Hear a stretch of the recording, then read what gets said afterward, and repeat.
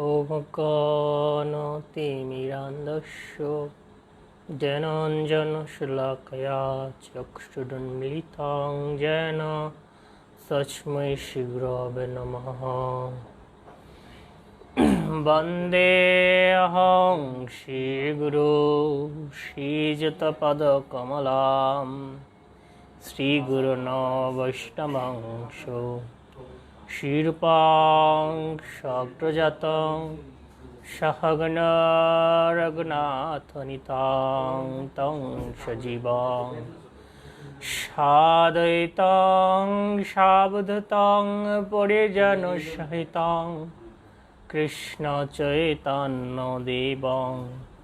श्रीराधाकृष्णपादां सहगणललिता श्रीविशाखान्वितांश्च नमो विष्णुपदाय कृष्णपृष्ठाय भूतले श्रीमते भक्तिवेदान्त स्वामिनिति नामिने। नमस्ते सरस्वती देवे गौरवाणी प्रचारिणे निर्विशेष शून्यवादी पाश्चात्यदेशतारिणे वंचाकल्पतरुभ्यश्च कृपा सिन्धुभ्येव च पतितानां पावनेभ्यो वैष्णवेभ्यो नमो नमः। जय श्री कृष्ण चैतन्य प्रभु नित्यानंद श्री अद्वैत गदाधर शिवसदि गौरभक्तवृंद। हरे कृष्ण कृष्ण कृष्ण हरे हरे, हरे राम राम राम हरे हरे। ओम नमो भगवते वासुदेवाय।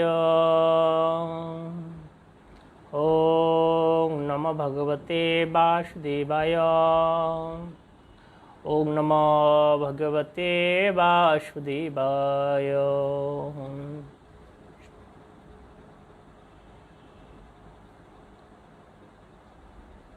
नारायणं नमस्कृत्य नरं चैव नरोत्तमं देवीं सरस्वती व्यासं ततो जयमुदीरयेत्।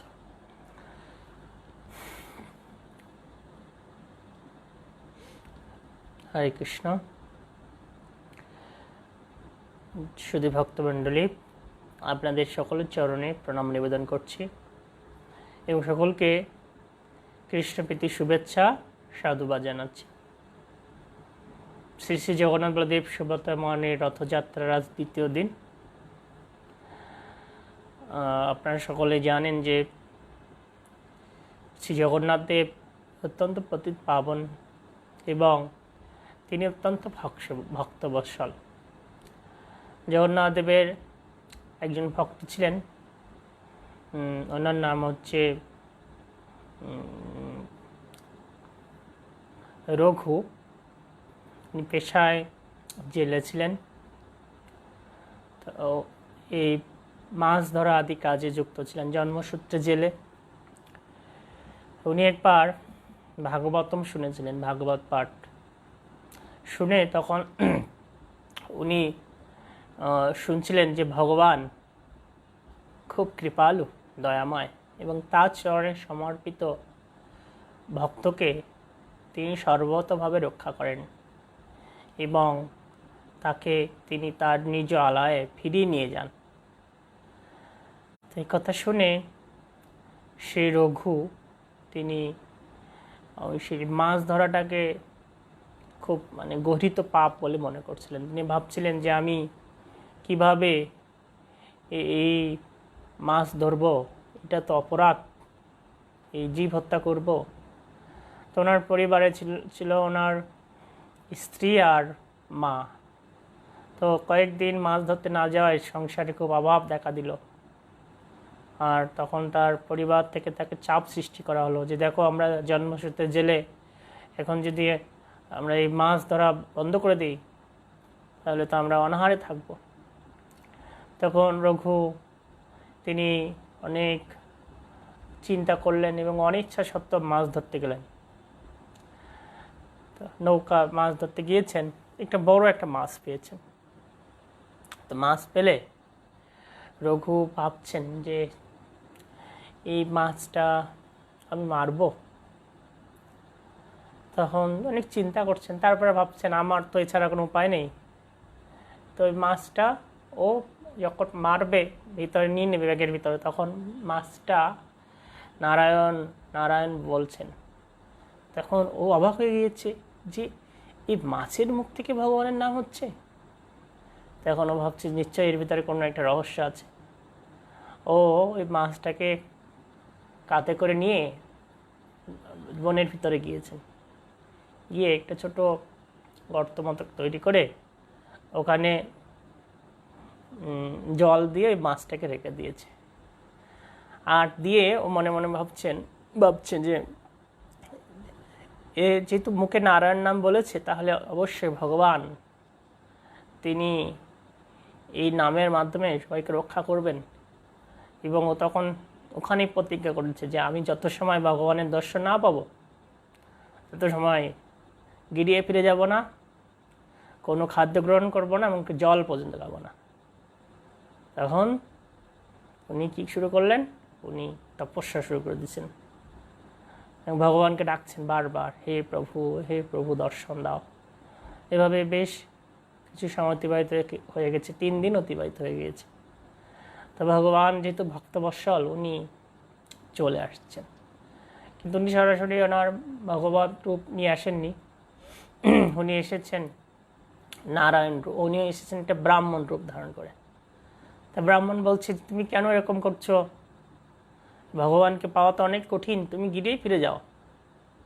দেখুন রঘু বলছেন যে দেখুন আমি ভগবানকে না পেলে আর গিরে যাব না, যদি আমার মৃত্যু হয় হবে, আমি এখানেই থাকবো।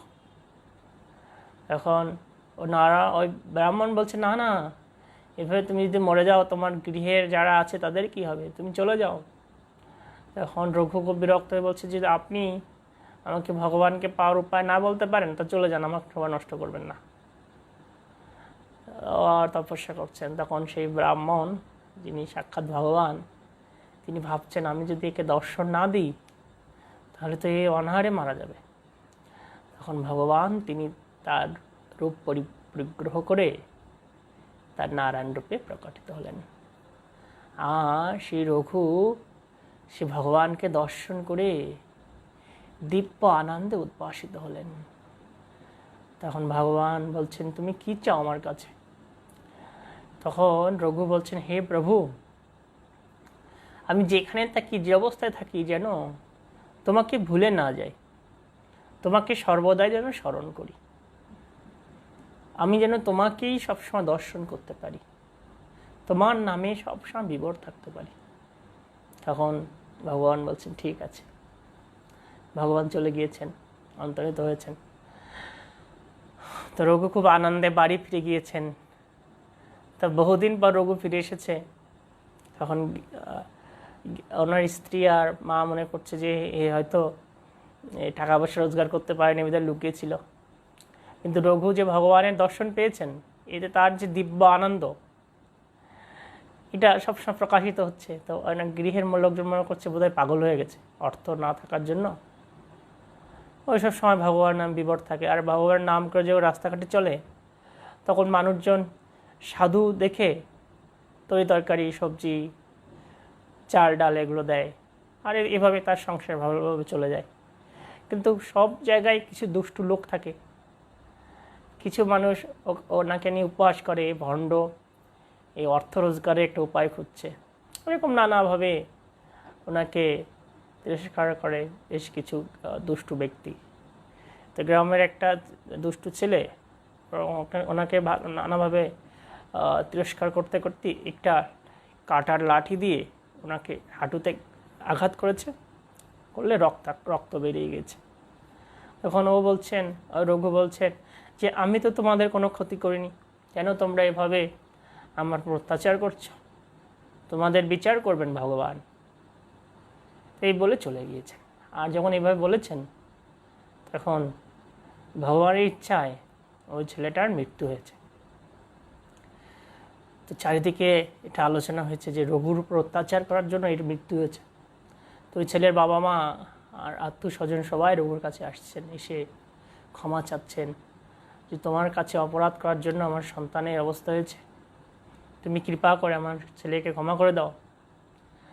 যখন এবার বলছেন তখন রঘু বলছেন যে দেখুন, আমি তো তার কোনো অপরাধ গ্রহণ করিনি, যদি ভগবান তার প্রতি রুষ্ট হয় তাহলে আপনারা ভগবানের কাছে প্রার্থনা করুন, ভগবান খুশি হলে তিনি ওকে সুস্থ করে দেবেন, আবার পুনরায় বাঁচিয়ে দিতে পারবেন। তো সবাই যখন ভগবানকে ডাকছেন, তো রঘুর এই কথার সত্যতা প্রমাণ করার জন্য ভগবান ওই ছেলেটাকে আবার পুনরায় বাঁচিয়ে দিয়েছেন। তারপর কি হলো, গ্রামে এই যে রঘুর এই ভক্তি শরণাগতি এটা সকলের মাঝে প্রচার হলো। তখন থেকে সবাই রঘুকে অনেক সম্মান করা শুরু করলেন। তো একবার রঘু ভগবানের পূজা করছেন, ভগবানকে ভোগ নিবেদন করছেন, আর তখন সাক্ষাৎ ভগবান জগন্নাথ দেব এসেছেন, এসে রঘুর সেই নৈবেদ্য গ্রহণ করছেন। এবার রোজ জগন্নাথ দেব আসেন রঘুর নৈবেদ্য। একদিন কি হলো, একদিন রাজা, সে পুরীর রাজা, তিনি এসেছেন নৈবেদ্য নিয়ে, পূজারীকে ভোগ দিয়েছেন, বলছে তুমি এটা ভগবানকে নিবেদন করো। তো পূজারী এই ভোগ ভগবানকে নিবেদন করেছেন, কিন্তু পুরী ধামে ভোগ নিবেদনের পন্থা হচ্ছে যে যত সময় তারা ভগবানকে দর্শন না করতে পারে তত সময় মনে করে যে এই ভোগ ভগবান গ্রহণ করছেন না। হাতের তালিতে জল নেয়, ভগবানের প্রতিচ্ছবি দেখা যায়, তাহলে পূজারী মনে করেন যে ভগবান এই খাবার গ্রহণ করছেন, কিন্তু জলে হাতের তালুতে জল নিয়েছেন, কিন্তু সেই পূজারী মানে পাণ্ডা তিনি ভগবানের প্রতিচ্ছবি দেখছেন না। তো এই কথা রাজাকে বলছেন, হে রাজন, জগন্নাথ তো এই নৈবেদ্য গ্রহণ করছেন না। তো এই কথা শুনে রাজা খুব মূর্ছা গেছে, খুব কষ্ট পেয়েছে যে আমি কি এমন অপরাধ করেছি, প্রভু জগন্নাথ আমার প্রতি অপ্রসন্ন হলো। তখন উনি ওখানে মূর্ছা গিয়ে ওখানে পড়ে আছেন ওই মন্দিরের মধ্যে। তখন ভগবান তাকে স্বপ্নে আদিষ্ট করছেন যে দেখো, আমি তো তোমার প্রতি অসন্তুষ্ট না, কিন্তু আমি আমার ভক্তের ভক্তিতে যে বন্দী হয়ে গেছি, এই জন্য তো আমি আসতে পারছি না। এই মন্দির থেকে 35 কিলোমিটার দূরে ওই ভক্তের রঘুর গৃহে আমি এখন আছি, তুমি ওখানে গেলে আমাকে পাবে। তখন জগন্নাথ যে ওখানে রয়েছেন, আর রাজা এই সংবাদ শুনে চলে গিয়েছেন সেখানে। গিয়ে রঘু যে ভগবানের প্রতি এত ভক্তি, রঘুর কাছে তার প্রশংসা করছেন, এবং তখন রাজা রঘুকে বলছেন যে রঘু, তোমাকে আর এখানে থাকতে হবে না, তুমি চলো স্বয়ং ভগবানের কাছে তুমি এখন থেকে থাকবে, তোমাকে সে ভগবানের মন্দিরের পাশে তোমার থাকার ব্যবস্থা করে দেওয়া হবে। দেখুন, জগন্নাথ দেব করুণাময়, ভগবান অত্যন্ত করুণাময়। যদি ভক্ত ভগবানকে প্রীতি সহকারে ভালোবাসে তাহলে ভগবান তাকে গ্রহণ করেন, তাকে তার কাছে নিয়ে যান। তো এই কাহিনী থেকে শিক্ষণীয় বিষয় আছে। শিক্ষণীয় বিষয় হচ্ছে যে যখন রঘু সর্বস্ব ত্যাগ করে, তার পেশা ছিল কি মাছ মারা, জেলে ছিল, কিন্তু উনি ওইটা ত্যাগ করে তিনি যখন ভগবানের কাছে আত্মসমর্পণ করলেন, তখন ভগবান ওনার দায়িত্ব গ্রহণ করলেন। ওনার যা কিছু প্রয়োজন ভগবান কারো না কারোর মাধ্যমে ওনাকে পৌঁছে দিলেন। আর যখন রঘু ওই বনের মধ্যে তপস্যা করছিলেন, তখন ওই যে ব্রাহ্মণ রূপ ধরে ভগবান এসেছিলেন, যখন ওই ব্রাহ্মণের কাছে রঘু বলছেন যে আপনি যদি পারেন আমাকে ভগবান সম্বন্ধে বলুন, আর যদি না পারেন তো সময় নষ্ট করবেন না, আপনি চলে যান। তো এখান থেকে আমাদের শিক্ষণীয় আছে যে যারা আমাকে কৃষ্ণ ভক্তিতে সহযোগিতা করবে তাদের কাছ থেকে, তাদের সাথে আমাদের চলতে হবে। কিন্তু যে বিষয়গুলো আমাদের কৃষ্ণ ভক্তিতে সহায়তা করবে না, তাদের সাথে অনর্থক কথা বলে সময় নষ্ট করা যাবে না। আর সেটা নষ্ট করলে কি হবে, সেই সময় নষ্ট করলে আমার জীবন থেকে সময়গুলো হারিয়ে যাচ্ছে, এবং সেই সমস্ত মানুষদের সাথে কথা বলার মাধ্যমে আমার চেতনা কুলসিত হচ্ছে, জড়কেন্দ্রিক হয়ে যাচ্ছে। তাই আমাদের দরকার হচ্ছে কি, ভক্তের সঙ্গে থাকা, ভগবানের কথা শোনা, ভগবানের কথা বলা, এর মাধ্যমে আমরা ধীরে ধীরে ভক্তিমার্গে এগিয়ে যেতে পারবো। তো আজকে আমরা শ্রীমদ্ ভাগবতমের 7 নম্বর শ্লোক পাঠ করব। গতকাল একটা শ্লোক পড়েছিলাম, 6 নম্বর শ্লোক, প্রথম স্কন্ধ 2য় অধ্যায় শ্লোক নাম্বার 7। তো গতকাল যে শ্লোকটা পড়িয়েছি এই শ্লোকটা আপনারা মুখস্থ করতে পারেন। এটা খুব গুরুত্বপূর্ণ। তারপর 4 নম্বর শ্লোকটাও, শ্লোক মুখস্থ করার মাধ্যমে কি হবে যে প্রচার ক্ষেত্রে এটা ভালো প্রয়োগ করা যাবে। আমরা আমাদের শাস্ত্র হচ্ছে প্রমাণ। আমরা যে একটা মুখে কথা বলছি, যখন শাস্ত্রের দৃষ্টান্ত দিয়ে মানুষকে বোঝাবো তখন মানুষটা বিশ্বাস করবে। তাই আমাদের কিছু গুরুত্বপূর্ণ শ্লোক মুখস্থ করা উচিত। আর যখন এই গুরুত্বপূর্ণ শ্লোক মুখস্থ থাকবে, মাঝে মধ্যে আমরা উচ্চারণও করব, এর মাধ্যমে আমাদের সত্তাও পবিত্র হবে। তাই 4 নম্বর শ্লোকটা আপনারা মুখস্থ করবেন। 4, তারপর 6, আজকে যেটা পড়াচ্ছি 7, এটা মুখস্থ করবেন। 8 নম্বর মুখস্থ করবেন, তারপরে 11 নম্বর মুখস্থ করবেন। আর প্রথম স্কন্ধে প্রথম অধ্যায়ের 1, 2, 3 আর বোধহয় 10 নম্বর আমরা বলেছিলাম এগুলো পড়ার জন্য। প্রথম স্কন্ধের 1, 2, 3 আর 10, এই 4টা শ্লোক আপনারা মুখস্থ করতে পারেন। বাসুদেবে ভগবতী ভক্তিযোগ প্রয়োজিত জনয়ত অশুবৈরাগ্যং জ্ঞানং চ যৎ অহেতুকম। ধন্যবাদ। ভক্তি সহকারে পরমেশ্বর ভগবান শ্রীকৃষ্ণের সেবা করা হলে হয় এবং জড়জাগতিক বিষয়ের প্রতি অনাসক্তি আসে। তো দেখুন আমরা এখান থেকে কী শিক্ষা পাচ্ছি এই শ্লোক থেকে। ভক্তি সহকারে যদি পরমেশ্বর ভগবানের সেবা করা হয় তাহলে অচিরেই শুদ্ধ জ্ঞানের উদয় হবে এবং জড়জাগতিক বিষয়ের প্রতি অনাসক্তি আসবে। শুদ্ধ জ্ঞান আসবে। শুদ্ধ জ্ঞানের প্রভাবে মানুষ বুঝতে পারবে যে আমি দেহ নই, আত্মা, এই জড়জগৎ এটা অনিত্য, এখানে আমি যতদিন থাকবো ততদিন দুঃখ পাব, আমার উচিত নয় কখনো লাভ পূজা প্রতিষ্ঠার প্রতি ধাপিত হওয়া। শুদ্ধ জ্ঞান যখন আসবে তখন মানুষের ভিতরে প্রভুত্ব করার বাসনা চলে যাবে। তখন মানুষ ভগবান এবং ভক্তের সেবা করার প্রয়াস করবে। তো এভাবে শুদ্ধ জ্ঞান প্রকাশিত হবে যখন কেউ ভক্তি সহকারে ভগবানের সেবা করবে। আর কি আসবে? জড়জাগতিক বিষয়ের প্রতি অনাসক্তি আসবে। এই জড় বিষয়, এই জড় বিষয়ে আসক্তির জন্য আমরা এখানে বদ্ধ হয়ে রয়েছি, বদ্ধ দশা প্রাপ্ত হয়ে আছি। তো যখন আমরা ভক্তি সহকারে ভগবানের সেবা করব তখন ধীরে ধীরে আমাদের হৃদয়ে এই জড় আসক্তি কমে যাবে। আর জড় আসক্তি যত কমবে তত ভক্তি মার্গে আমাদের উন্নতি হবে। তো এখানে শ্রীল প্রভুপাদ তিনি বলছেন যে জ্ঞান এবং বৈরাগ্য ভগবত ভক্তির পথে খুব গুরুত্বপূর্ণ অঙ্গ। জ্ঞান এবং বৈরাগ্য। তাই আমরা এই যে জ্ঞান লাভ করছি, এই জ্ঞানের প্রভাবে বৈরাগ্য ভাব আসবে। বৈরাগ্যটা কি? বৈরাগ্যটা হচ্ছে যে স্বরূপ অনুসারে আচরণ করা। যে আমাদের স্বরূপ কি? আমাদের স্বরূপ হচ্ছে আমরা কৃষ্ণের নিত্য দাস। এই দাসত্ব ভাবটাকে বজায় রেখে আমাদের আচরণ করতে হবে। আর শ্রীল প্রভুপাদ আমাদের শিক্ষা দিয়েছেন যে যুক্ত বৈরাগ্য শিক্ষা। যুক্ত বৈরাগ্য মানে কি? হয়তো আপনার অনেক সম্পত্তি আছে, কিন্তু আপনি যদি মনে করেন যে সম্পত্তি ভগবানের, আমি ভগবানের সেবক, আর আপনি যদি অনাসক্ত থাকেন তাহলে কি হবে?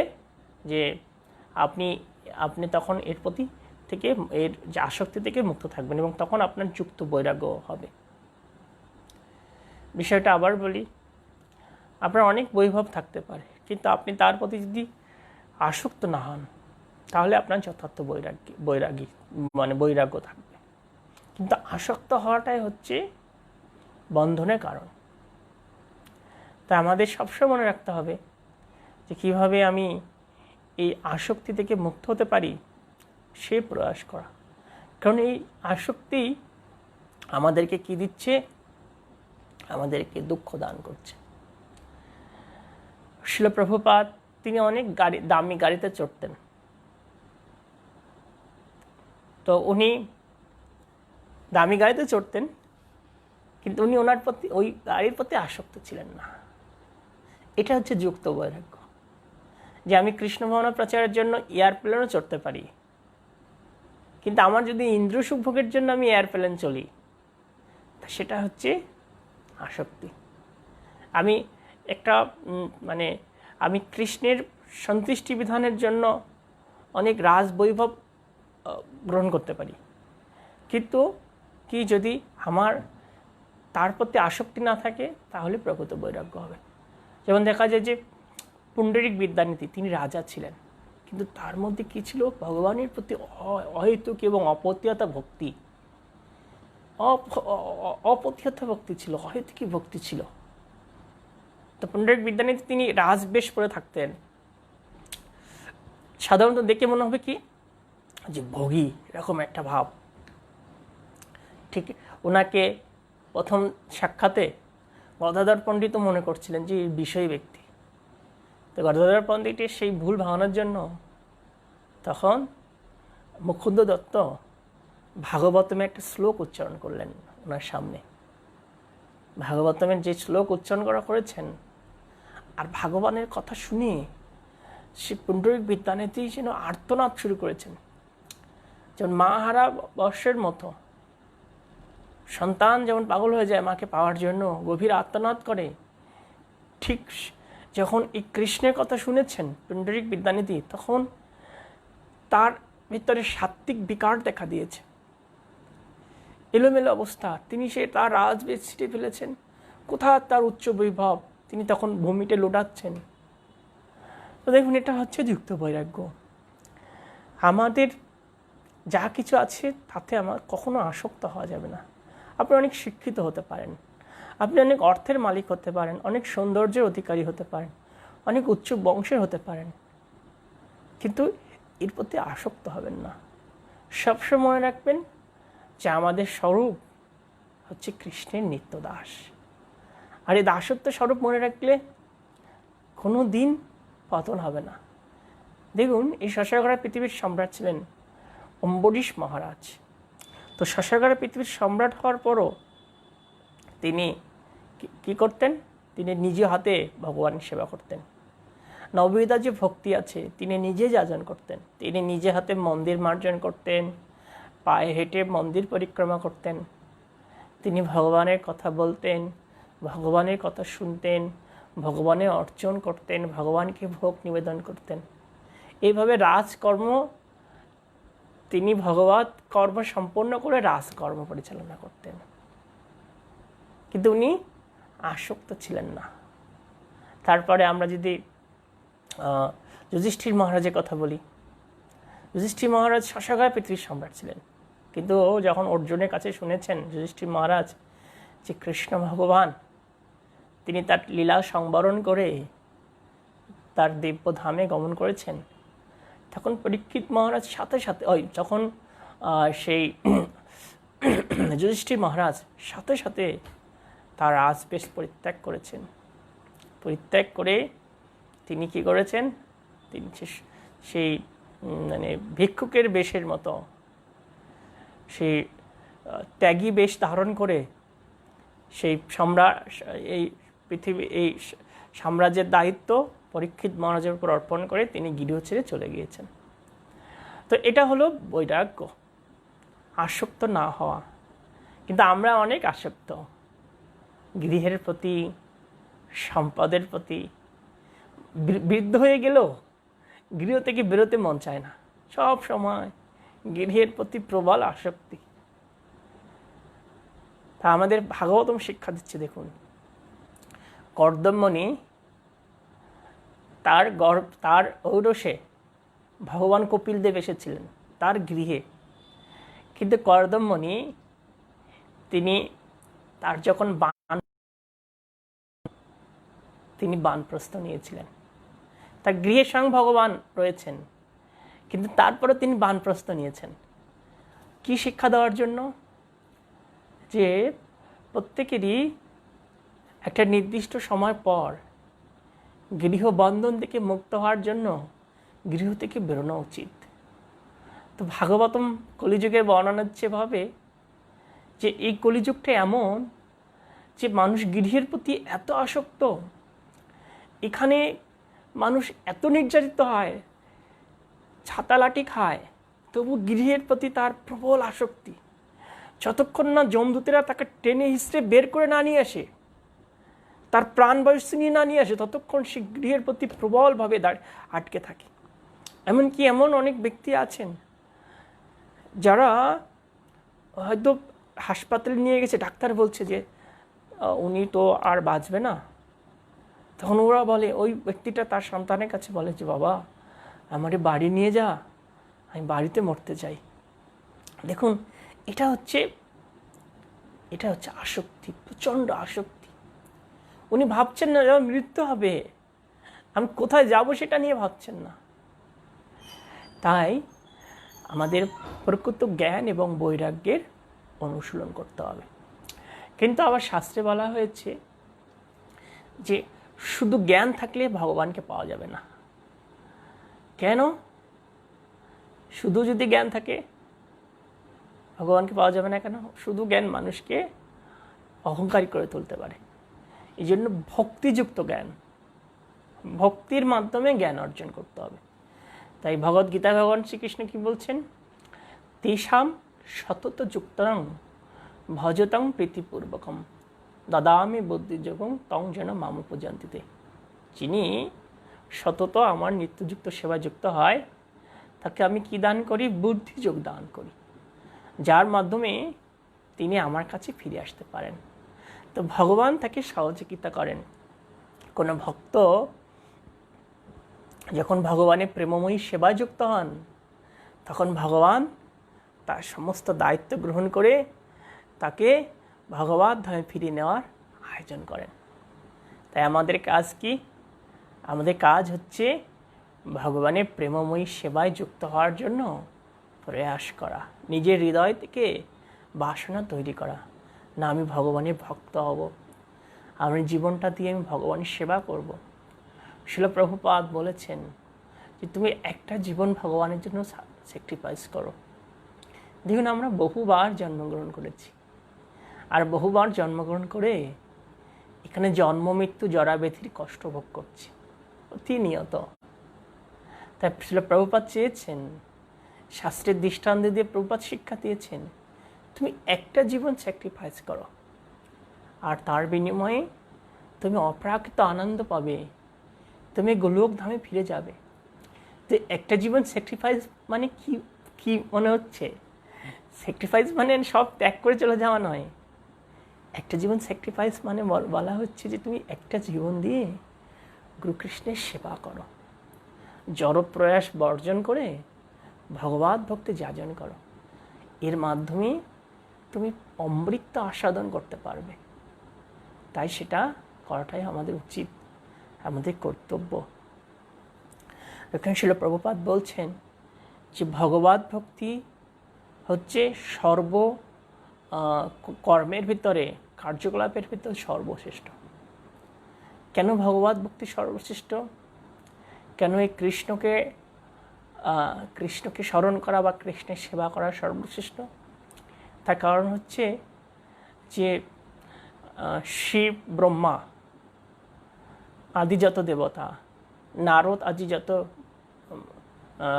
মনীষীগণ, তাই না, চতুষ্কুমার আদি যত মহর্ষিগণ, তারা সবাই এই ভগবত ভক্তি যাজন করেছে।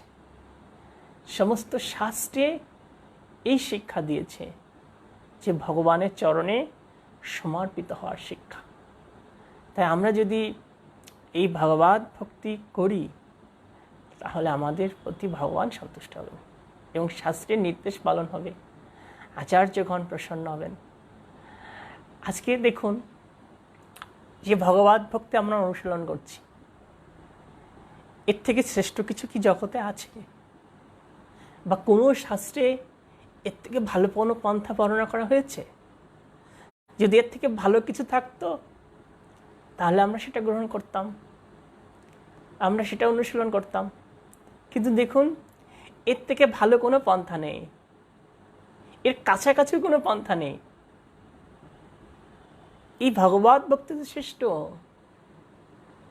সমস্ত মহাজনই ভগবত ভক্তি অনুশীলন করেছেন। এর 200-300 বছর হলো কিছু মত পথ তৈরি হয়েছে জগতে, নানা মত নানা পথ, 200-300 বছর। তার আগে সবাই এই কৃষ্ণের আরাধনা করত। সবাই এই যে সনাতন ধর্মের ব্যক্তি লক্ষ লক্ষ বছর এই সকলে এই কৃষ্ণের আরাধনা করতেন। কিন্তু এখন যেহেতু কলিযুগ, তাই মানুষের কি হয়েছে, চিন্তা চেতনা ভিন্ন হয়ে গেছে, বিভিন্ন দিকে ধাপিত হয়েছে, বহু শাখায় চলে গিয়েছে। কেন? যে মানুষ জীবনের শুরু থেকে এই ভগবত ভক্তির শিক্ষা গ্রহণ করে না, আর যার ফলে মানুষ প্রকৃত কর্তব্য কি জানে না। আর শাস্ত্র সেটা আমাদের শিক্ষা দিচ্ছে। তো এই ভগবত ভক্তি যে সর্বশ্রেষ্ঠ এবং সর্ব কার্যকলাপের মধ্যে শ্রেষ্ঠ, এটা যে মানুষের পরম বৃত্তি। আর এর ফলে মানুষের কি হয়, মানুষ এই ভগবত ভক্তি যাজন করার মাধ্যমে সমস্ত ইন্দ্রিয়ের সুখভোগের কার্যকলাপ থেকে ধীরে ধীরে ধীরে ধীরে মুক্ত হয়। আবার বলছি যে ভগবত ভক্তি যে শ্রেষ্ঠ, এটা যে জীবের পরম বৃত্তি, এর প্রভাবেই কি হয়, মানুষের সমস্ত এই ইন্দ্র সুখভোগের প্রবৃত্তিগুলো দূর হয়, মানুষ ভগবত ভক্তিতে উন্নত হয়। আমরা দেখি যে এই ভগবত ভক্তির মাধ্যমে মানুষের মধ্যে সমস্ত সৎ গুণাবলীগুলো বিকশিত হয় পূর্ণভাবে, বুঝলেন? যেমন আমরা দেখি পাশ্চাত্যবাসী, ওনাদের কোনো গুণ ছিল না, সদ্গুণ ছিল না। প্রভুপাদের সাথে প্রথমে অনেক দুর্ব্যবহার করেছেন, কিন্তু যখন ওনারা এই ভগবত ভক্তি যাজন করেছেন, তখন ওনাদের কি হয়েছে, ওনাদের ভিতরে সৎ গুণগুলো প্রবেশ করেছে, তখন ওনারা আদর্শবান হয়েছেন, তাই না? আর যখন ওনারা এটা বুঝতে পেরেছেন, তখন ওরা কত সুন্দরভাবে প্রভুপাদের সেবা করেছেন। যদি এই প্রভুপাদের যে ভিডিওগুলো অনলাইনে পাওয়া যায়, দেখবেন যে প্রভুপাদের শিষ্যরা কত ঐকান্তিকতা নিয়ে প্রভুপাদের সেবা করেছেন। প্রভুপাদ যা বলেছেন সেটা পালন করেছেন। প্রভুপাদের নির্দেশকে তারা প্রাণ অপেক্ষা বেশি গুরুত্ব দিয়েছেন। কেন এরকম হয়েছে? এটা এই জন্য হয়েছে যে ওনারা এই ভগবত ভক্তি যাজন করেছেন নিষ্ঠার সহকারে। অতি অল্প সময়, আমরা ভাগবতম শ্লোক বলছিলাম না, যে শীর্ণতং শ্রদ্ধা নিত্যং ঘৃণত চ সষষ্টিকম। যারা স্বইচ্ছায় এবং শ্রদ্ধা সহকারে এই ভগবানের কথা শুনে ভগবান ভক্তি যাজন করে, কালেন নাতি দীর্ঘন ভগবান বিষাদের হৃদি। অতি অল্প সময়ে ভগবান তাদের হৃদয়ে বিরাজ করেন। তো এই যে পাশ্চাত্যবাসী, ওনারা শ্রদ্ধা সহকারে ভক্তি সহকারে শিল প্রভুপাদের শিক্ষাগুলো গ্রহণ করেছিলেন। ওনারা আসলে একটা সময় জানতেন না যে এই যে কৃষ্ণ কি সেটা বুঝতেন না, জগন্নাথ কি সেটা বুঝতেন না। ওনারা শুধু প্রভুপাদকে গুরুত্ব দিয়েছেন, প্রভুপাদের কথাগুলো মেনে নিয়েছেন, বুঝতে পেরেছেন? প্রভুপাদ যেটা বলেছেন সেটা মেনে নিয়েছেন, সেটা করেছেন। যে গুরু ভক্তি, তাই না, আর নিষ্ঠা সহকারে ভগবত ভক্তি করেছেন বিধায় অল্পতেই ওনারা ভক্তে পরিণত হয়েছে। একবার কি হয়েছে, মানে এ রথ, ওই জগন্নাথের মানে সেবা নিয়ে, তা প্রভুপাদ যখন ওই পূজারীকে শিখিয়েছে যে এভাবে সেবা করতে হয়, এবং জগন্নাথ ওই পূজারীকে বলছেন যে ভগবান ওনাকে সব থেকে ভালো বিষয়গুলো উপহার দিতে হয়। তো একবার প্রভুপাদ মন্দির খুলে দেখি যে জগন্নাথ নাই মন্দিরে, জগন্নাথ বলদেব সুভদ্রা মানে কেউ নাই। তখন প্রভুপাদ অবাক হয়ে গেছে, কী ব্যাপার, কী হলো?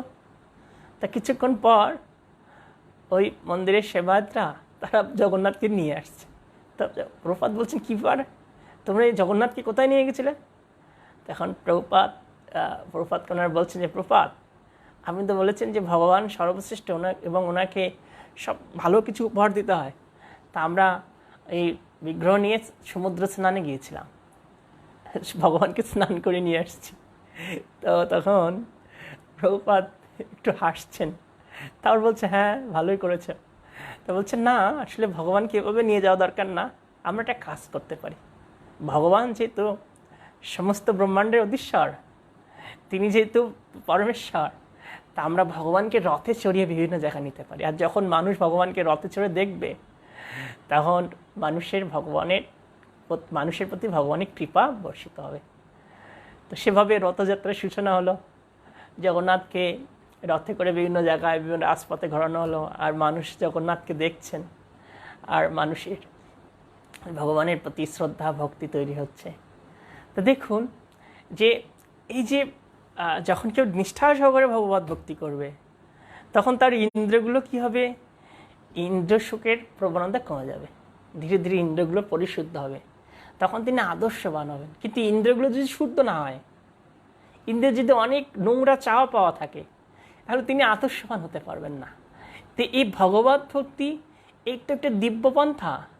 কেউ যখন অনুশীলন করবে হৃদয় থেকে, তার ইন্দ্রগুলো শুদ্ধ হবে, তখন তার দিয়ে কোনো খারাপ কাজ আর চলবে না, তিনি আর খারাপ কিছু চিন্তাই করতে পারবেন না, তার দিয়ে কোনো নোংরা কাজ হবে না। তাই আমাদের এই ভগবত ভক্তি যাজন করা উচিত। যখন অর্জুন গিয়েছিলেন স্বর্গে, তো ইন্দ্র অর্জুনকে বলছেন যে অর্জুনের প্রতি খুশি হয়ে ইন্দ্র অর্জুনকে প্রস্তাব করেছে যে তোমার জন্য আমার এই স্বর্গের সব থেকে শ্রেষ্ঠ অপ্সরা উর্বশীকে তোমাকে আমি দিচ্ছি, তুমি ওর সঙ্গসুখ ভোগ করো। তখন ইন্দ্র তখন অর্জুন বলছে না না, আমি এরকম কাজ করতে পারবো না, উর্বশীকে আমি মাতৃদৃষ্টিতে দর্শন করি।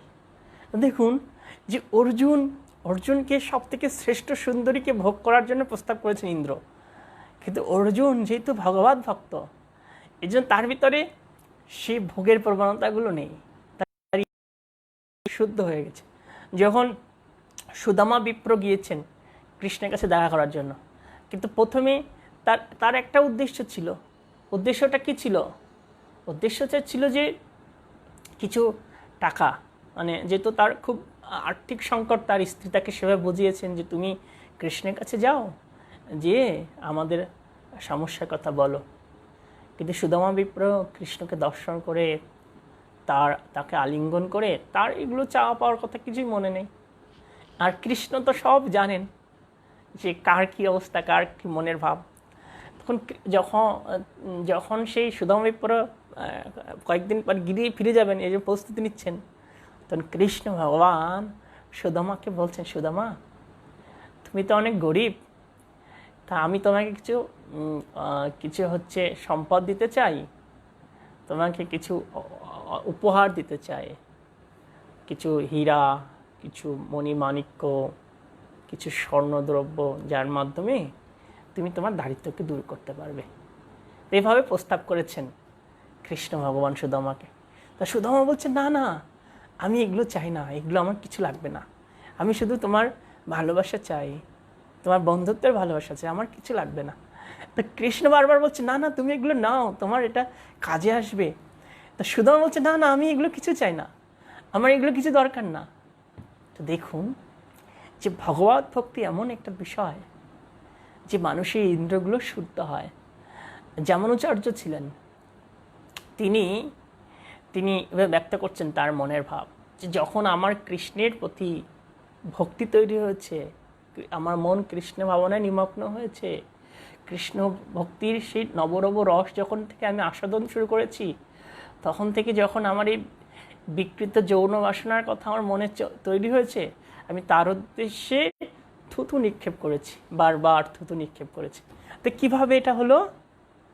এই যে কৃষ্ণ ভক্তির প্রভাব, কৃষ্ণ ভক্তির প্রভাব মানুষের সমস্ত ইন্দ্রগুলোকে শুদ্ধ করে। হরিদাস ঠাকুর তিনি বসে বসে জপ করছিলেন বেনাপোলে, সেখানে পাটবাড়িতে। আর সেখানে কাকে পাঠানো হয়েছিল তার তপস্যা ভঙ্গ করার জন্য? লক্ষ্য হীরাকে। তিনি একটা নির্জন এলাকা, খুব নির্জন, কেউ নেই, একা একা এবং সব থেকে সুন্দরী রমণীকে পাঠানো হয়েছে হরিদাস ঠাকুরের কাছে, এবং সেই রমণী পরপর 3 রাত সারা রাত হরিদাস ঠাকুরের পাশে বসে আছে। কিন্তু হরিদাস ঠাকুরের ইন্দ্রগুলো বিন্দুমাত্র বিকারগ্রস্ত হয়নি। কি শিক্ষা দিচ্ছে শাস্ত্র আমাদেরকে, আচার্যগণ কি শিক্ষা দিচ্ছেন, যে এই কৃষ্ণ ভক্তি এটা আমাদের ইন্দ্রগুলোকে পরিশুদ্ধ করবে। তাই আমাদের এই কৃষ্ণ ভক্তি যাজন করতে হবে।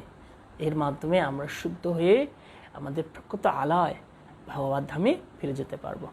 তাই শাস্ত্রে বলা হয়েছে যে যেই ভজে সেই শ্রেষ্ঠ, অভক্তিহীন ছাড়, কৃষ্ণ ভজনে নাহি জাতি কুলাদি বিচার। যে ভজন করবে সেই শ্রেষ্ঠ হবে। কৃষ্ণ ভজনে কোনো জাতি কুলাদি বিচার নেই। অনেকে বলে যে না, যে কৃষ্ণ যারা নিচুকুলে জন্মগ্রহণ করেছে তারা কৃষ্ণ ভক্তি করতে পারে না। কিন্তু না, দেখুন হনুমান পশু, সেও ভগবান রামচন্দ্রের শ্রেষ্ঠ ভক্ত। রবিদাস ছিলেন মুচি, কিন্তু তিনি ভগবানের কত অন্তরঙ্গ ভক্ত, কত প্রিয় ভক্ত ছিলেন। প্রহ্লাদ মহারাজ কি ছিলেন? তিনি ছিলেন অসুর, তো তিনি ভক্তরাজ। বিভীষণ দৈত্যকারের সন্তান, রাবণের ভাই, তাকেও ভগবান আলিঙ্গন দান করেছেন, তাকে তিনি তার ভক্ত হিসেবে গ্রহণ করেছেন।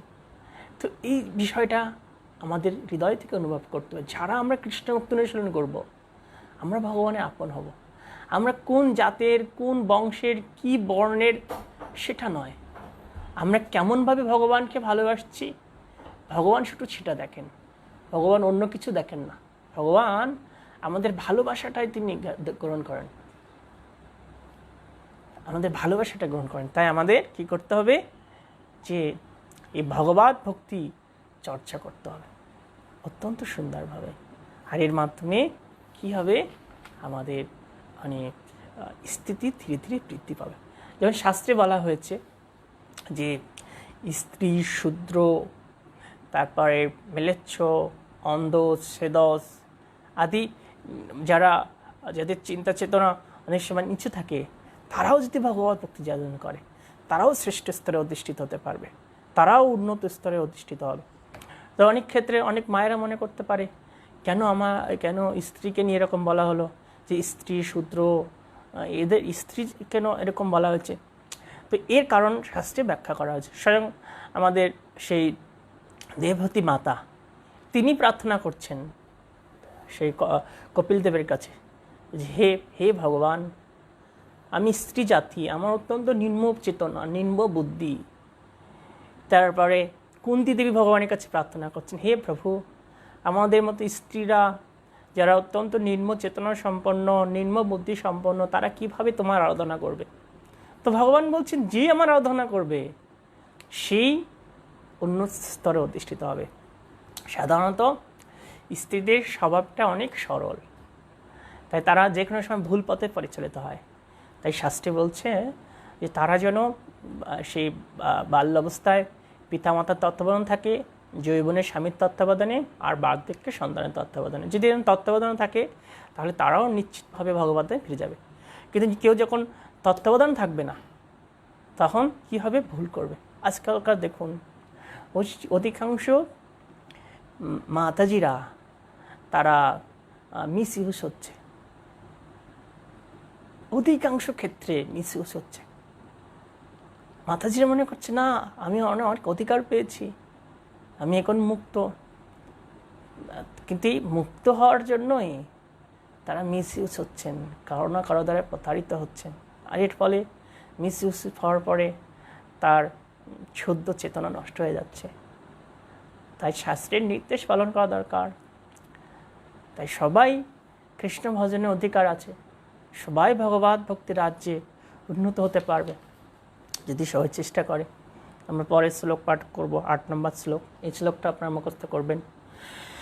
ধর্ম সনিষ্ঠিত পংসাম বিশিক্ষেণ কথা সুজ না উৎপাদয়েত যদি রতি শ্রম এব হি কেবলম।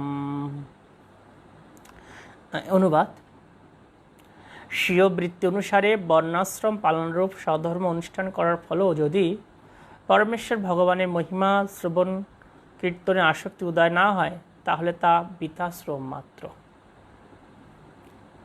আবার শুনুন বিষয়টা কি বলা হয়েছে, যে স্বীয় বর্ণাশ্রম পালনরূপ স্বধর্ম অনুষ্ঠান করার পরও যদি পরমেশ্বর ভগবানের প্রতি, ভগবানের মহিমা শ্রবণের প্রতি আমাদের আসক্তির উদয় না হয়, তাহলে তা বৃথা শ্রম মাত্র।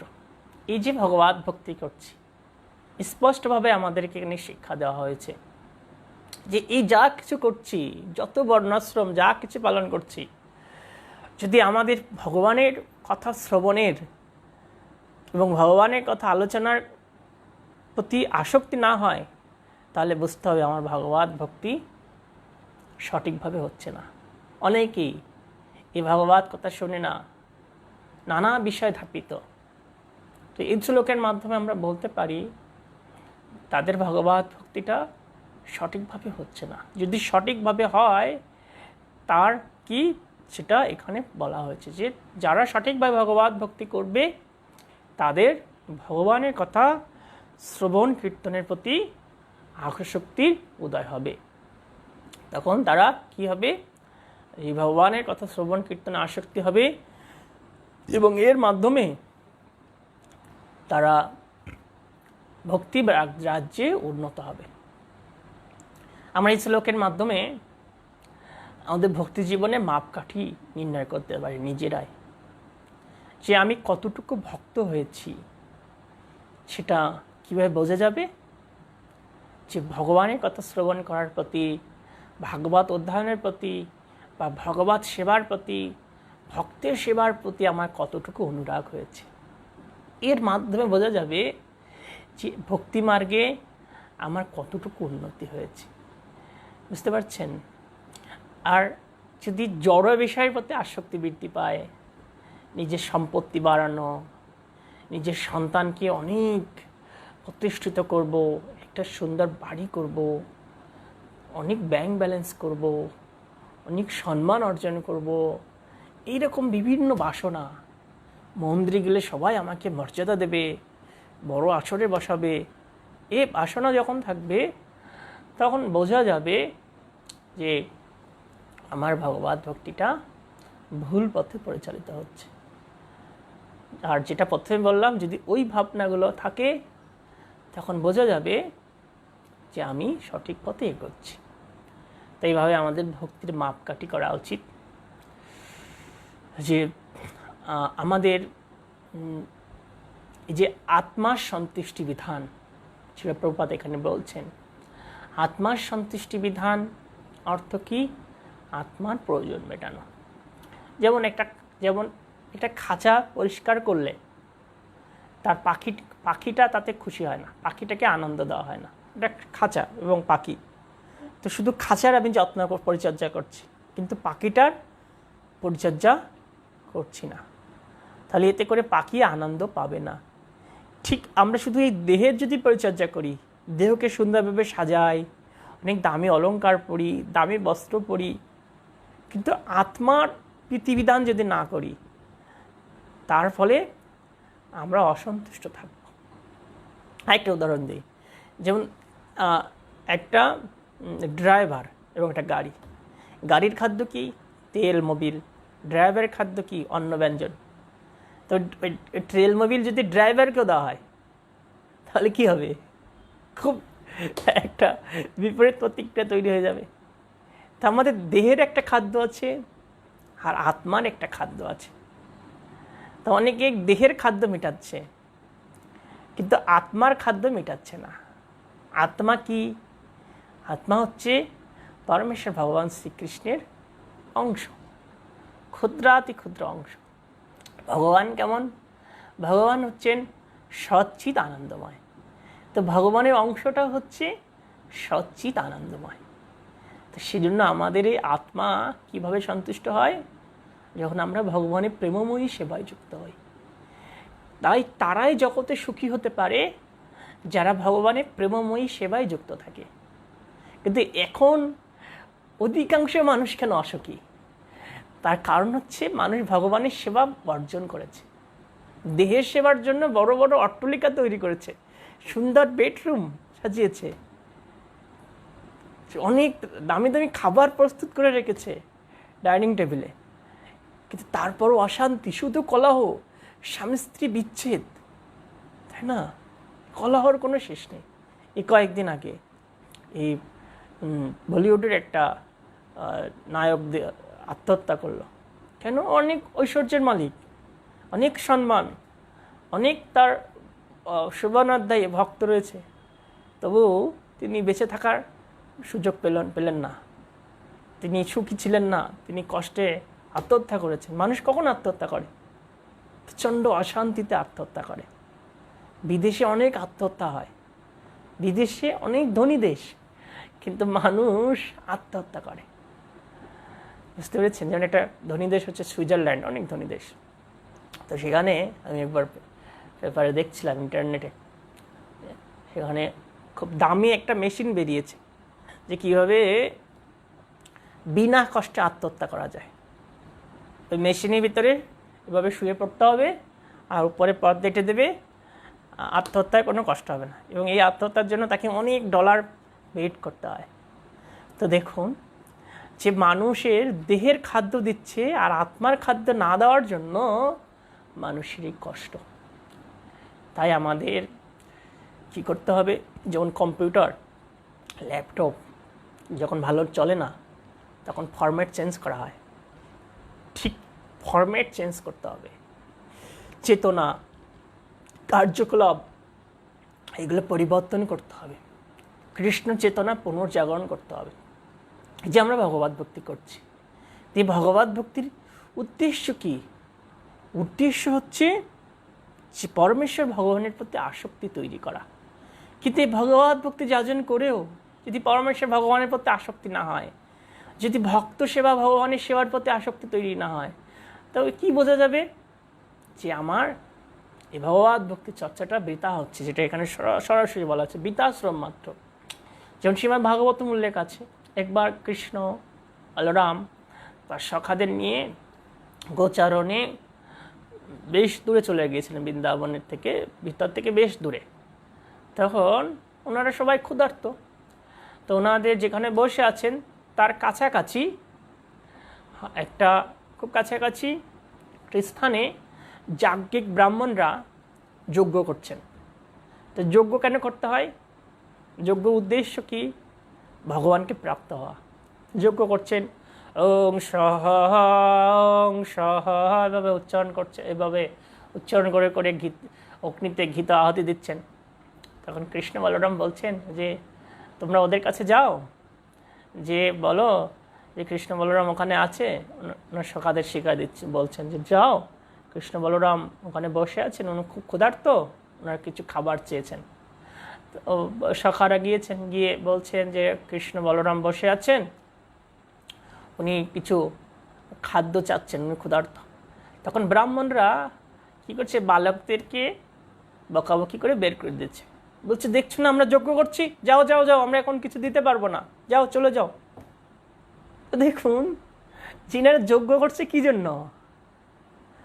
যজ্ঞ করছে ভগবানের জন্য, ভগবানের সেবা করার জন্য। আর স্বয়ং ভগবান সেই সেবা চাইছেন যে আমার জন্য ফল নিয়ে এসো, কিন্তু ওরা ভগবানের সেবা করার আগ্রহ দেখাচ্ছে না। ঠিক আমরা অনেকে ভগবত ভক্তি করছি ভগবানের সেবা করার জন্য, ভক্তের সেবা করার জন্য, কিন্তু আমরা ভক্তের সেবার সুযোগ আসলে করি না, তাই না? আমি আমার ব্যক্তিগত প্রয়োজনে অনেক অর্থ খরচ করি, কিন্তু যখন ভগবানের জন্মাষ্টমী, রথযাত্রা বা বিভিন্ন উৎসব, তখন আমি খরচ করি না। বা কোনো ভক্ত সেবার প্রয়োজন দেখা দিলে তখন আমি অর্থ খরচ করার প্রয়াস করি না। তো আমি ভগবত ভক্তি করছি কেন? ভগবত ভক্তির উদ্দেশ্য কোনটা সেটাই যদি আমি না বুঝি, তাহলে কি হবে বলুন? তাই এটাই সঠিক বিষয়টা আমাদের বুঝতে হবে। ভগবত ভক্তি করছি আদর্শ হওয়ার জন্য, আদর্শবান হওয়ার জন্য, বিনয়ী হওয়ার জন্য। তা সর্বক্ষণ আমাদের এই ভাবটাকে ধরে রাখতে হবে, বিনয়ী, খুব জেন্টেলম্যান, খুব ধৈর্যশীল, খুব ক্ষমাশীল। এটাই তো ভক্তের লক্ষণ। খুব পরোপকারী হতে হবে। কি আমাকে উপকার করলো না করলো সেটা বিষয় না, সাধুদের মনোভাব থাকবে যে আমি উপকার করব। কিন্তু এখন অনেকের কি মনোভাব, যে ও যেহেতু আমাকে উপকার করছে না, আমাকে কিছু দিইনি, আমি কেন ওকে কিছু দেব, কি দরকার আছে। এটা কিন্তু সাধু মনোভাব না। সাধু মনোভাব হচ্ছে সাধু আগে দেবে, সাধু আগে সেবায় যুক্ত হবে। কে সেবা করলো আর না করলো, কে কিছু দিল আর না দিল, সেটা সাধুর লক্ষ্য না। সাধুর লক্ষ্য যে আমি সাধু, আমার কাজ হচ্ছে সেবা করা, আমি সেবায় যুক্ত হব। তো তখন কৃষ্ণ বলরাম সখারা ফিরে এসেছেন, এটা দেখে সখাদের বলছেন যে তোমরা যাও, ওই জাকিক ব্রাহ্মণদের স্ত্রীদের কাছে যাও, তাদের কাছে যেয়ে বলো যে কৃষ্ণ বলরাম তারা ক্ষুধার্ত, খেতে চাচ্ছেন। তখন ওই সখারা গিয়েছেন। আর জাগিক ব্রাহ্মণ পত্নীরা ওনারা শুনেছেন শাস্ত্রর মাধ্যমে যে কৃষ্ণ স্বয়ং ভগবান। আর যখন শুনেছেন যে কৃষ্ণ বলরাম এসেছেন, স্বয়ং খাবার চাচ্ছেন, তো তখন গিরিয়ে যত সামগ্রী আছে সব নিয়ে তারা বেরিয়ে পড়েছেন। আগে সমাজের প্রথা ছিল যে কোনো স্ত্রী স্বামী ছাড়া বাইরে বেরোবে না, কিন্তু তারা সেটা পরোয়া না করে যে কৃষ্ণ ভগবানের সেবার জন্য গৃহ থেকে চলে গেছে, গিয়ে কৃষ্ণ ভগবানকে সেবা করছেন, সখাদের সেবা করছেন। তো কৃষ্ণ ভগবান খুব প্রসন্ন হয়েছেন, খুব প্রসন্ন। আর তখন কৃষ্ণ ভগবান বলছেন যে আমি খুব খুশি আছি তোমাদের প্রতি, আমাদের অনেক আশীর্বাদ করেছেন। আর আশীর্বাদ করে যেহেতু শাস্ত্রে বলছে যে কোনো স্ত্রী যদি সুন্দরভাবে ভগবানের সেবা করে, তাহলে তার পিতৃকুল এবং স্বামীর কুল, না পিতৃকুল এবং এই শ্বশুরকুল, দুটো কুল উদ্ধার হয়। তো ভগবান প্রসন্ন হয়েছেন এবং ওদের স্বামীদের মনোবৃত্তি পরিবর্তন করে দিয়েছেন। তখন ওনার স্বামীরা যারা যজ্ঞ করছিলেন, তারা ধ্যান যোগে দেখছেন যে তাদের পত্নীরা স্বয়ং ভগবানের সেবা করছেন। তখন তারা নিজেদেরকে তিরস্কার করছেন যে আমাদের এই বেদ পাঠ, আমাদের এই শাস্ত্র অধ্যয়ন, এই যজ্ঞ সব নিষ্ফল। স্বয়ং ভগবান আমাদের কাছে সেবা গ্রহণ করার জন্য আহ্বান করেছিলেন, কিন্তু আমরা সেটা করিনি। কিন্তু আমাদের পত্নীরা, তারা কখনো বেদ পাঠ করিনি, তারা কোনো যজ্ঞ করিনি, তপস্যা করিনি, কিন্তু তারা কত সৌভাগ্যবান, তারা সাক্ষাৎ ভগবানের সেবা করছেন, নিজ হাতে সেবা করছেন। তো এটা আমাদের শিক্ষা গ্রহণ করতে হবে এর মাধ্যমে। তো এরপরে আমরা আরেকটা শ্লোক পাঠ করি, 9 নম্বর। ধর্মস্য হি অপবর্গস্য নর্থ অর্থায় প্রকল্পতে নার্থস্য ধর্মকান্তস্য কামলবাহি স্মৃত। অনুবাদ: সকল ধর্মের উদ্দেশ্য হচ্ছে চরম মুক্তি লাভ করা, তা কখনো জড় বিষয় লাভের আশা অনুষ্ঠান করা উচিত নয়। অধিকাংশ তত্ত্বদ্রষ্টা মনীষীরা নির্দেশ দিয়ে গেছেন যে যারা পরম ধর্ম অনুষ্ঠান যুক্ত হয়েছেন, তারা যেন কখনোই ইন্দ্র সুখ ভোগের উদ্দেশ্যে জড় জগতের লাভের প্রত্যাশী না হয়। তারা যেন ইন্দ্র সুখভোগের উদ্দেশ্যে জড়জাগতিক লাভের প্রত্যাশী না হন। তো কি শিক্ষা দিচ্ছে শ্রীমদ্ ভাগবত আমাদের? যে সমস্ত ধর্মের উদ্দেশ্য হচ্ছে মুক্ত হওয়া এই জড়বন্ধন থেকে। কিভাবে মুক্ত হওয়া যায় সেই প্রচেষ্টা করা। তো এখানে আরও শিক্ষা দেওয়া হয়েছে, ধর্ম কখনো জড় বিষয় লাভের জন্য অনুষ্ঠান করা উচিত নয়। আর কি বলা হয়েছে, যারা পরম ধর্ম অনুষ্ঠানে যুক্ত হয়েছেন, তাদের কখনোই ইন্দ্রিয় সুখ ভোগের উদ্দেশ্যে জাগতিক লাভের প্রত্যাশী হওয়া উচিত নয়। সমস্ত মানুষের পরম ধর্ম কি আমরা গতকাল আলোচনা করেছিলাম, সব ওই পুংসম পরধর্ম যত ভক্তির অদক্ষজ অহৈতুকী অপ্রতিহতা অজয়াত্মা সুপ্রসিদ্ধতি। সমস্ত মানুষের পরম ধর্ম কি? যে পরমেশ্বর ভগবান শ্রীকৃষ্ণের প্রতি অহৈতুকী এবং অপ্রতিহতা ভক্তি অর্জন করা, এবং তার ফলে কি হয়? আত্মা সুপ্রসন্ন হয়। তো এই পরম ধর্ম কারা অনুশীলন করছেন যারা বৈষ্ণবীয় জীবন গ্রহণ করেছেন। তাই শ্রীমদ্ ভাগবতম আমাদের শিক্ষা দিচ্ছে যে যারা এই পরম ধর্ম অনুষ্ঠানে যুক্ত হয়েছেন তারা যেন ইন্দ্র সুখভোগের উদ্দেশ্যে জাগতিক কর্ম না করে, তারা যেন ইন্দ্র তর্পণে যুক্ত না হয়। বুঝতে পারছেন সকলে যে আমাদের ইন্দ্র সুখভোগের প্রবণতাগুলো কমে নিয়ে আসতে হবে। ভালো বাড়ি তৈরি করা, ভালো গাড়ি তৈরি করা, প্রতিষ্ঠিত হওয়া, অনেক ব্যাংক ব্যালেন্স করা, অনেক সম্পত্তি করা, স্বামী স্ত্রীর বন্ধনটাকে আরও ধীরে করা, তাই না?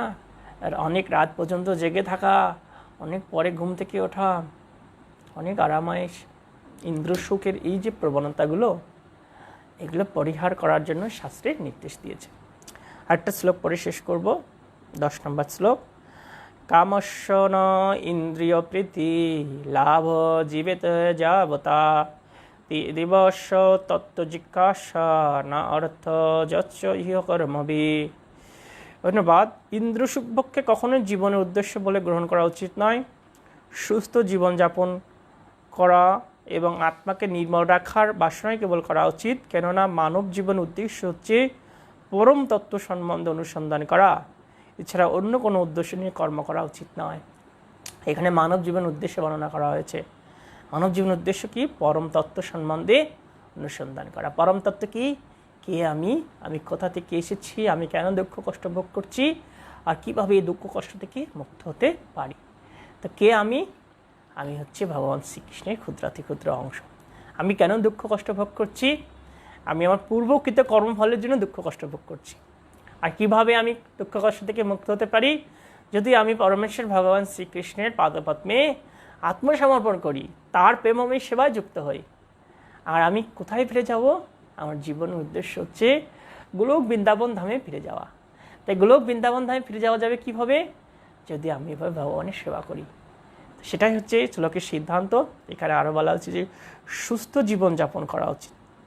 সুস্থ জীবনযাপন করা এবং আত্মাকে নির্মল রাখার বাসনায় সর্বদা করা উচিত। সুস্থ জীবন মানে কি? সুস্থ জীবন, early to bed, early to rise, তাই না? তারপরে দেহকে সূচি রাখা, নিয়মিত স্নান করা, তারপরে হচ্ছে কারো ক্ষতি চিন্তা না করা, কারো অমঙ্গল না করা, অপরকে অনিষ্ট না করা, তাই না? নিজের পারমার্থিক মঙ্গল করা, ধর্ম অনুষ্ঠানে যুক্ত থাকা, এগুলো হচ্ছে সুস্থ জীবন, সুস্থ জীবনযাপন। আর এই সুস্থ জীবনযাপনের মাধ্যমে আত্মা নির্মল হয়। আত্মা নির্মল হবে কীভাবে? আত্মা যেহেতু ভগবানের অংশ, তাই ভগবানের সেবা করলে আত্মা নির্মল হবে, তাই না? আত্মা ভগবানের সেবায় যুক্ত হওয়ার মাধ্যমে আত্মা নির্মল হবে। যখন কেউ কুলসিত কর্ম করে তখন আত্মা নির্মল হয় না। তাই কুলসিত কর্ম পরিত্যাগ করতে হবে। আত্মাকে নির্মল রাখার জন্য কি করতে হবে? যথার্থ ধর্ম আচরণ করতে হবে। এবার যথার্থ ধর্ম আচরণের মাধ্যমে কি হবে? আমরা ভক্তি জীবনে উন্নত হতে পারবো। তাই শাস্ত্রে বলছে যে এই যথার্থ ধর্ম আচরণের জন্য কি করা দরকার? সততং কীর্তং চ মাং যতন চঞ্চ চ ধীরভ্রতা নমঃসন্তং চ মাং ভক্তা নিত্যযুক্ত উপস্থায়। যে সততং কীর্তন্ত, সতত ভগবানের কীর্তন করতে হবে, যত্ন সহকারে ধীরব্রতা সহকারে ভগবানের সেবায় যুক্ত হতে হবে, তাই না? সতত ভগবানের নাম করতে হবে। আর এটার মাধ্যমে কি হবে? আর শাস্ত্র আরও বলা হচ্ছে মাম চ য অবিচারিণ ভক্তি যোগন সেবতে সগুণান সমিতৈতান ব্রহ্ম ভূয়ায় ন কল্পতে। যিনি ঐকান্তিক ভক্তি সহকারে ভগবানের প্রেমময়ী সেবায় যুক্ত হন, তিনি কি হয়? সমস্ত জড়গুণকে অতিক্রম করে ব্রহ্মভূত অবস্থায় উন্নীত হন। তাই আমাদের কি করতে হবে? ঐকান্তিক ভক্তিভাব নিয়ে ভগবানের প্রেমময়ী সেবায় যুক্ত থাকতে হবে। ঠিক আছে, সবাইকে অনেক ধন্যবাদ। সকলে সুন্দরভাবে কৃষ্ণ ভক্তি যাজন করবেন, জীবনকে ভগবান পাদপদ্মে সবসময় সমর্পিত রাখবেন। আবারও বলছি যে একটা জীবন যদি আমরা চেষ্টা করি তাহলে অবশ্যই আমরা ভগবানের কাছে ফিরে যেতে পারবো। হরে কৃষ্ণ।